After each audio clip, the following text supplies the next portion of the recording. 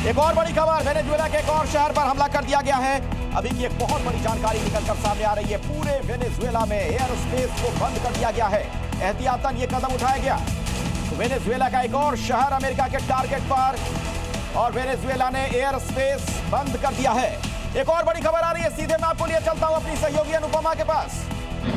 अखिलेश, देखिए जो आप खबर बता रहे हैं कि वेनेजुएला का एयर स्पेस जो है वो पूरी तरीके से बंद कर दिया गया है। मैं आपको ये फ्लाइट रडार के जरिए दिखाती हुई, देखिए वेनेजुएला का ये मैप आपको जो है साफ तौर पर नजर आएगा, लेकिन एक भी फ्लाइट जो है वहां से अब नहीं जा रही है, क्योंकि एयर स्पेस जो है वो पूरी तरीके से बंद कर दिया गया है। आसपास के जो देश है वहां से फ्लाइट्स गुजरेंगी, लेकिन एयर स्पेस जो है कोई भी फ्लाइट, कोई भी जो है फ्लाइट यहाँ से नहीं गुजरेगी। वेनेजुएला का ये काराकास इलाका जो आप दिखा रहे हैं, जहाँ पर सबसे ज्यादा तबाही देखने को मिल रही है, क्योंकि ये वो क्षेत्र है, ये वो राजधानी है जहां पर अमेरिका ने सबसे ज्यादा हमले किए अखिलेश, और यही वजह है कि ये क्षेत्र जो है पूरी तरीके से बंद कर दिया गया है। मिलिट्री अब जो है वो मैदान में उतर चुके हैं अखिलेश। बिल्कुल, और ऐसे में जाहिर तौर पर बड़ा सवाल यह है कि आखिर इस युद्ध की परिणति क्या होगी, ये युद्ध कहां तक पहुंचेगा। एक और बड़ी खबर अपने दर्शकों को बता दें, वेनेजुएला से एक बड़ा अपडेट है। तबाही की तस्वीरें आनी शुरू हो गई हैं। एक बहुत बड़ी खबर, एयर स्ट्राइक के बाद भारी बर्बादी हुई है। वहां पर तबाही के निशान चारों तरफ बिखरे नजर आ रहे हैं। वेनेजुएला से तबाही की तस्वीरें आनी शुरू हो चुकी हैं। एयर स्ट्राइक के बाद भारी तबाही हुई है, भारी बर्बादी हुई है।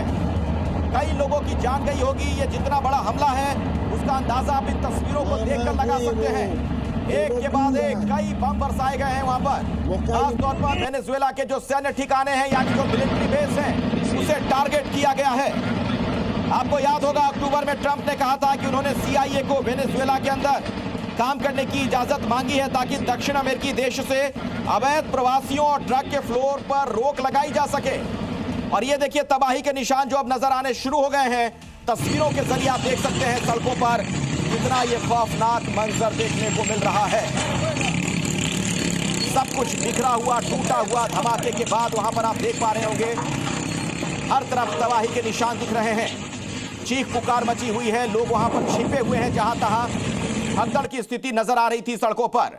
जैसे ही एयर स्ट्राइक शुरू हुई, लोग वहां से भागने लगे जहां तहां जान बचाने के लिए।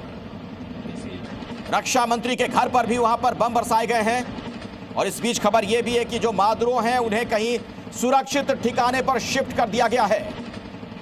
तो अमेरिका का मकसद यही कि सत्ता परिवर्तन वहां पर हो, उनकी पिट्ठू सरकार बने।